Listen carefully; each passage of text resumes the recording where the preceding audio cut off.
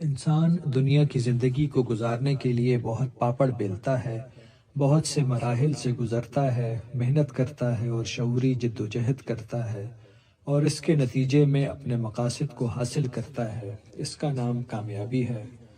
ان کوششوں کے نتیجے میں انسان کو عزت، شہرت، مقام، پیسے اور سکون کا انعام ملتا ہے۔ اللہ کی کتاب اور اس کے دین نے ہمیں سکھایا ہے کہ اصلی کامیابی آخرت کی کامیابی ہے، لیکن ہمیں دنیا میں سے بھی اپنا حصہ نہیں بھولنا۔ ہمیں سکھایا گیا ہے کہ دعا کرنی ہے کہ رب العزت آخرت کی فلاح کے ساتھ ساتھ دنیا میں بھی ہمیں کامیاب و کامران فرمائے۔ یہی وجہ ہے کہ قرآن نے جہاں ہمیں آخرت کی فلاح اور کامیابی کے طریقے بتائے ہیں، وہیں دنیا کی کامیابی کے لیے بھی اصولوں کو وضع کیا ہے تاکہ سب انسان ان سے فائدہ اٹھا سکیں۔ آج کی اس ویڈیو میں ہم آپ کے لیے وہ 6 رہنما اصول بیان کریں گے جو قرآن و سنت کی روشنی میں ہر انسان کے لیے دنیاوی کامیابی کی ضمانت دیتے ہیں۔ ان پر عمل پیرا ہونے کا فائدہ یہ بھی ہے کہ نہ صرف ان کی وجہ سے آپ کو دنیا کی کامیابی حاصل ہوگی، بلکہ بونس کے طور پر آخرت کی کامیابی بھی خود بخود حاصل ہو جائے گی۔ پہلا اصول، اللہ کی طرف سے انعام پائے ہوئے لوگوں کی پیروی کریں۔ قرآن کریم نے اپنے آغاز میں ہی ہمیں یہ سبق دیا کہ ہر مسلمان یہ دعا کرے کہ اللہ اسے انعام یافتہ لوگوں کے راستے پر چلنے کی توفیق عطا فرمائے۔ اس کو کامیابی کا ایک ایسا فارمولہ بتا دیا گیا ہے جس پر عمل کر کے کوئی بھی انسان کامیابی کی سیڑھی پر چڑھ سکتا ہے۔ تو بس آپ کو کرنا یہ ہے کہ انعام یافتہ لوگوں کو تلاش کرنا ہے۔ ان لوگوں میں صلحاء، انبیاء، صدیقین اور آپ کے ارد گرد موجود ایسے نیک لوگ موجود ہیں جن پر اللہ نے اپنا کرم کر رکھا ہے۔ آپ نے خود کو ان لوگوں کی زندگیوں کے ساتھ روشناس کرانا ہے، ان کے شب و روز کا جائزہ لینا ہے، دوسروں کے ساتھ ان کے برتاؤ اور رویے کو غور سے پرکھنا ہے، اور پھر جو بھی سبق اس سے آپ کو ملیں ان پر عمل درآمد کرنا ہے۔ یوں آپ ان کامیاب لوگوں کے دکھائے ہوئے راستے پر آسانی سے دوڑتے ہوئے خود بھی کامیابی کی منزلیں طے کر لیں گے۔ کامیابی کا دوسرا اصول یہ ہے کہ ہر تنگی کے بعد آسانی ہے۔ قرآن کریم میں ارشاد خداوندی ہے کہ ہر تنگی کے بعد آسانی ہے۔ اس کا مطلب یہ ہے کہ زندگی میں کیسی بھی تکلیفیں اور مشکلیں آئیں، ان کے بعد نعمتیں اللہ کی طرف سے خود بخود آپ کی طرف آنے لگیں گی۔ تو اگر پہلے انسان کو فصل کاشت کرنے کے لیے ہل جوتنے کی مشقت سے گزرنا پڑتا ہے تو اس کے بعد اس محنت کا پھل بھی اسے ملتا ہے۔ اسی طرح اگر طالب علم تعلیم کے حصول میں محنت کرتے ہیں، دن رات ایک کر کے امتحانات کی تیاری کرتے ہیں، تو آخرکار کامیابی ان کا مقدر بنتی ہے۔ رسول اللہ صلی اللہ علیہ وآلہ وسلم کی زندگی سے بھی ہمیں یہی سبق ملتا ہے۔ انہوں نے مکی زندگی میں بہت تکلیفیں اٹھائیں لیکن اپنی لگاتار محنت اور جد و جہد میں کمی نہ آنے دی۔ نتیجہ یہ ہوا کہ مدنی دور میں ان کو آسودگی حاصل ہوئی اور اللہ کے دین کا بول بالا ہوا۔ لیکن ایک بات یاد رکھنی ہے کہ اپنی زندگی کے مشکل دور کا موازنہ اللہ کی طرف سے انعام یافتہ لوگوں کی زندگی کے اس دور کے ساتھ نہیں کرنا جس میں وہ انعام پا چکے تھے، بلکہ اس دور کے ساتھ کرنا ہے جب وہ تکلیف، تنگی اور مصائب کا مقابلہ کر کے اپنا راستہ بنا رہے تھے۔ محنت کے بعد کامیابی ملتی ہے۔ آپ کو بھی اپنی زندگی کے مکی دور میں صبر، ہمت اور ثابت قدمی سے محنت کرنا ہوگی، اللہ پر یقین رکھنا ہوگا، پھر آپ کی زندگی میں بھی آسودگی کا مدنی دور آئے گا، آپ کے کام کی مثالیں دی جائیں گی اور اللہ کے فضل کی بارش آپ پر بھی ہوگی۔ کامیابی کا تیسرا اصول ہے ہمت نہ ہارنا اور مایوس نہ ہونا۔ اسلام نے مایوسی کو کفر سے تعبیر کیا ہے۔ یاد رکھیے کہ شیطان کا سب سے بڑا ہتھیار یہی ہے کہ وہ انسانوں کو اللہ کی رحمت سے مایوس کرتا ہے۔ سائنسی تحقیق اس بات کو ثابت کر چکی ہے کہ انسان اگر منفی سوچ کے ساتھ زندگی گزارے تو موت سے پہلے ہی اس کی آسیں اور امیدیں دم توڑ جاتی ہیں۔ اس کے نتیجے میں معاشرے میں ذہنی امراض اور جرائم جنم لیتے ہیں۔ جینے کی امید اور حالات میں بہتری کی تمنا ہی انسان کو زندہ رہنے کا حوصلہ دیتے ہیں۔ اگر کسی فرد سے یہ امید چھین لی جائے تو اسے اپنی زندگی بیکار نظر آتی ہے۔ یہ بات خانگی مسائل کے ساتھ ساتھ بہت سے معاشرتی مسائل کا پیش خیمہ بھی ثابت ہوتی ہے۔ دین اسلام نے ہمیں یہ سبق سکھایا کہ حالات کیسے بھی مشکل کیوں نہ ہوں، ہمیں امید کا دامن ہاتھ سے نہیں چھوڑنا۔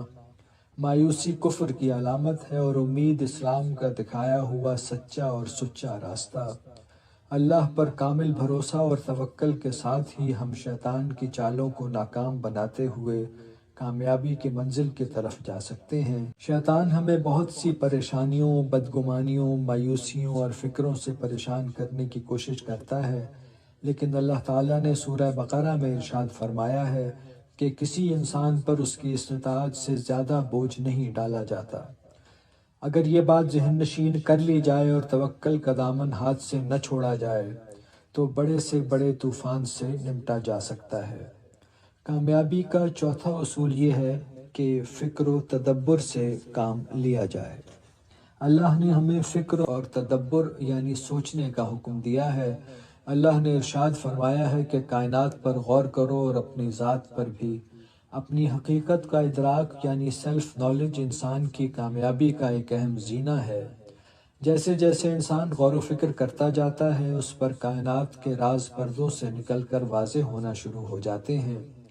اس کی وجہ سے ایک انسان میں یہ شعور پیدا ہوتا ہے کہ وہ ایک بہت بڑے آفاقی نظام میں کیا حیثیت رکھتا ہے۔ اس بڑے پرسپیکٹو سے چیزوں کو دیکھتے ہوئے اسے اپنے مسائل چھوٹے محسوس ہونے لگتے ہیں اور یوں وہ ان پر قابو پا سکتا ہے۔ وہ یہ سوچنے پر بھی مجبور ہو جاتا ہے کہ جو اللہ اتنی بڑی کائنات کا نظام چلا رہا ہے وہ اس کے چھوٹے چھوٹے دنیاوی مسائل کو حل کرنے کی بھی پوری قدرت رکھتا ہے۔ اس سے اس کی قوت مشاہدہ اور قوت فیصلہ دونوں بہتر ہوتی ہیں اور ایک اچھے مستقبل کی تعمیر ممکن ہو جاتی ہے۔ کامیابی کا پانچواں اصول یہ ہے کہ اپنی حالت خود بدلو۔ قرآن کی روح سے اللہ نے یہ قانون بنا دیا کہ ہر شخص اور ہر قوم کو اپنی حالت خود بدلنا ہوگی۔ ایسا نہیں ہوگا کہ کوئی قوم ہاتھ پر ہاتھ دھرے بیٹھی رہے اور کوئی مسیحا یا فرشتہ آسمان سے نازل ہو جو اس کے مسائل کو حل کر کے اس کی حالت کو سدھار دے۔ یہ کام دنیا میں ہر فرد اور ہر قوم کو خود ہی انجام دینا ہے۔ اس کے لیے خود محنت کرنی ہے اور جس قدر اور جس سمت میں محنت کی جائے گی اتنا پھل انہیں مل جائے گا۔ غیب سے مدد ضرور ہوتی ہے لیکن ان لوگوں کی جو اپنی طرف سے پوری کوشش کر چکے ہوں۔ ڈھونڈنے والوں کو عطا بھی کیا جاتا ہے اور مانگنے والوں کو دیا بھی جاتا ہے، لیکن جو لوگ خدا پر توکل کے نام پر مفلوج اور معطل بن کر بیٹھے رہیں ان کو غیب سے مدد فراہم نہیں کی جاتی۔ ہر انسان پر لازم ہے کہ وہ اپنے دسترس میں موجود ذرائع پوری توانائی کے ساتھ استعمال کرے اور اس کے بعد ہی خدا کی طرف سے مثبت نتائج کے لیے مدد کا انتظار کرے۔ یہ عبدیت کا بہترین اظہار ہے۔ بعض لوگ غلط فہمی کی بنیاد پر صبر کا مطلب یہ سمجھ بیٹھتے ہیں کہ بے عملی کے ساتھ بیٹھے رہا جائے، جو کہ بالکل غلط ہے۔ صبر میں بھی اپنی پوری کوشش کرنا لازم ہے۔ دعا کرنے کے لیے بھی ضروری ہے کہ تمام میسر اسباب کو بروئے کار لایا جائے اور اس کے بعد یکسوئی اور استقامت سے اللہ سے مدد مانگی جائے۔ اسی کے ساتھ یہ بھی یاد رکھنا ضروری ہے کہ انسان جس چیز کی کوشش کرتا ہے وہی اس کو ملتی ہے۔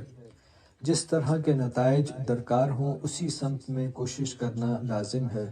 انسان کو اللہ نے فطرتاً آزاد پیدا کیا ہے، اس لیے وہ کسی کے ہاتھ میں کھلونا یا روبوٹ نہیں ہے کہ اسے جس طرف چاہے موڑ دیا جائے، بلکہ اسے ذہنی آزادی عطا کی گئی ہے تاکہ وہ اپنا مقدر خود تراش سکے۔